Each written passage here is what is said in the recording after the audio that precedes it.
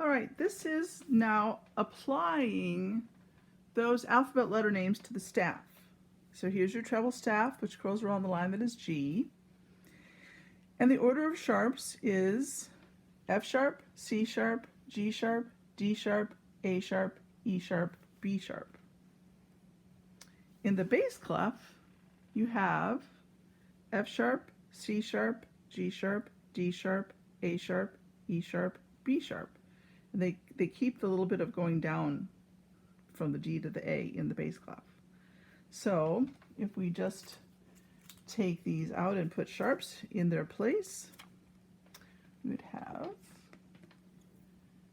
F sharp, C sharp. The colors don't mean anything in this instance. G sharp, I should probably get these going in the right direction. F sharp, C sharp, G sharp, D sharp, down to A sharp, E sharp, and B sharp. That's how it would look in sharps. F sharp, C sharp, G sharp, D sharp, A sharp, E sharp, B sharp. And in the bass clef, the same thing. F sharp, C sharp, G sharp, D sharp, A sharp, E sharp, and B sharp. Let me get these out of the way. So now the question is, how do you know what key is what with all this stuff going on? You go up a half step from the last sharp. If musicians have to memorize 2 sharps is D, 5 sharps is B, but you can cheat. So the last sharp is B sharp.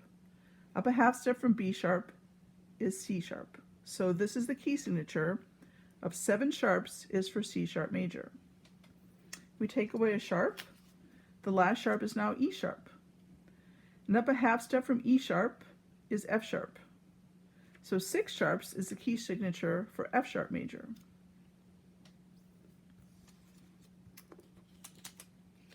Here now, the last sharp is A sharp, and up a half step from A sharp is B. So this is the key signature for B major.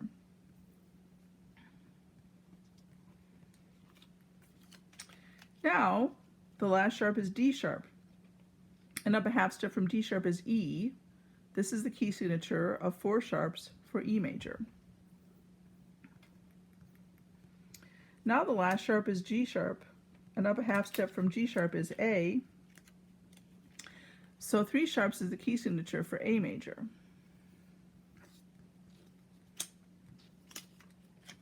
The last sharp here now is C sharp, and up a half step from C sharp is D. 2 sharps is the key signature for D major. The last sharp here is F sharp, and up a half step from F sharp is G. 1 sharp is the key signature for G major.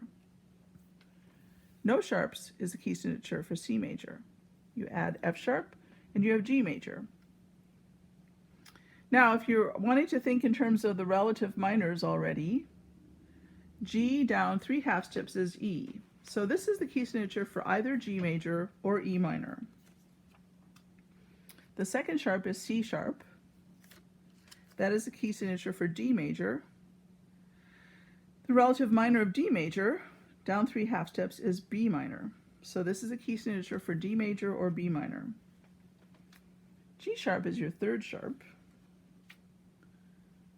Up a half step from G sharp is A. So this could be the key signature for A major. And the relative minor of A major, if you go down 3 half steps, is F sharp minor. So this key signature would work for A major or F sharp minor. The next sharp is C sharp. No, it isn't. F sharp, C sharp, G sharp, D sharp. I was close. G sharp, D sharp. Up a half step from D sharp is E. So 4 sharps is the key signature for E major. And if you want to know the relative minor, you go down 3 half steps from E and you get a C sharp. So this is either E major or C sharp minor.